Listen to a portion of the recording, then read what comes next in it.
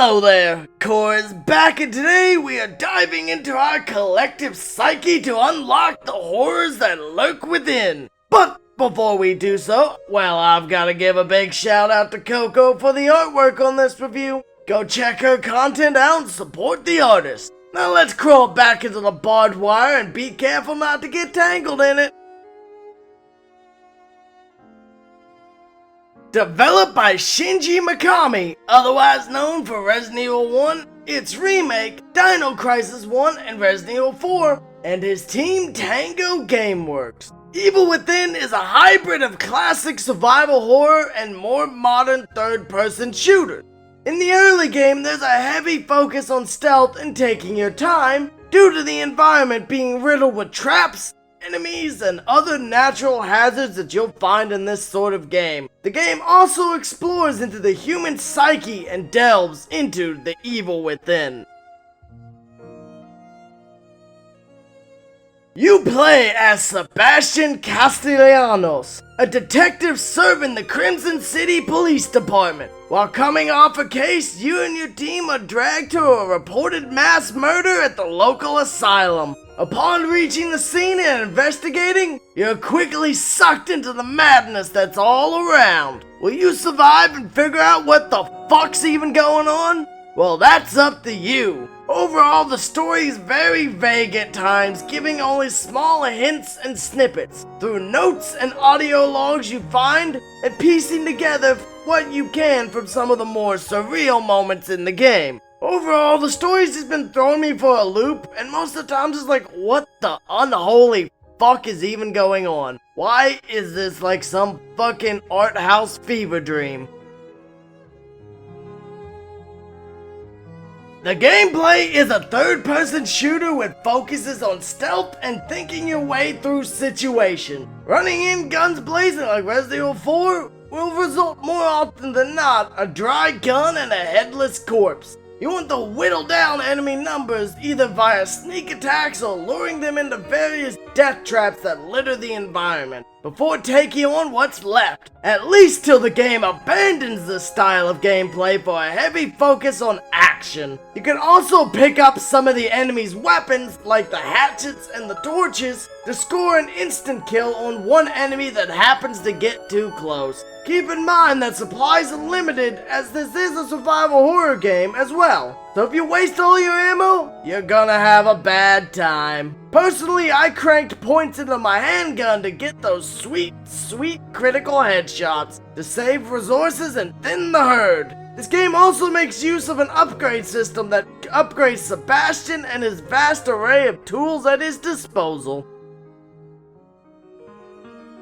The controls within the game are fine. They're easy enough to get the hang of and they don't take too long to grasp. I'd say my only real gripe is the fact that you bind a healing item to an arrow. Instead of selecting the item, it instantly uses it, which could result in a lot of wasted items, or outright screwing you if it happens to be one of those rare medkits that drug and daze you for several seconds. So most of the time I just keep usable items off the quick select and use them from the menu instead. QTEs are, while here, they only show up in the normal gameplay. You won't be getting axed to death in a cutscene or any of that bullshit. And even then, they're just the shake-off enemies, so I can allow it to live.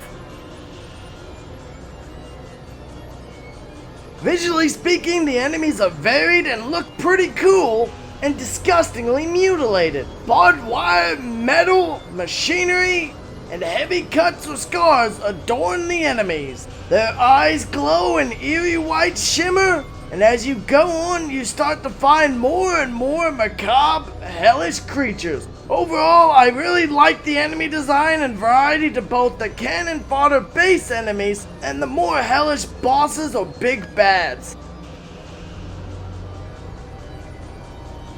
The atmosphere is pretty dope. You're intentionally left in the dark, thrown into hell over and over again, always showing up somewhere else by some force that is intent on slowing or stopping your progress. The opening chapters are an excellent example of what the game could have been and what you'll be getting yourself into. From fast-paced chase sequences to tight fights, and more methodic, slow lurking from enemies as they attempt to seek out and slaughter you. The guns and enemies sound good. The pop that happens when you explode an enemy's head is satisfying, and the flailing and screams as they burn is also very good. Soundtrack can be pretty solid, especially that track that plays whenever a save room is nearby. Boss music is tense and keeps you on your toes, constantly hauling ass and trying to figure out what needs to be done to defeat them. This area is a doozy. By far the Evil Within's biggest weakness. From visual stutters to insane amounts of pop-ins to slight slowdowns, this game is not well optimized. From what I've been told, the issues are less prominent on PS4, but still happens due to the id Tech 5 being a janky ass engine. And from what I've seen firsthand, I'd believe it.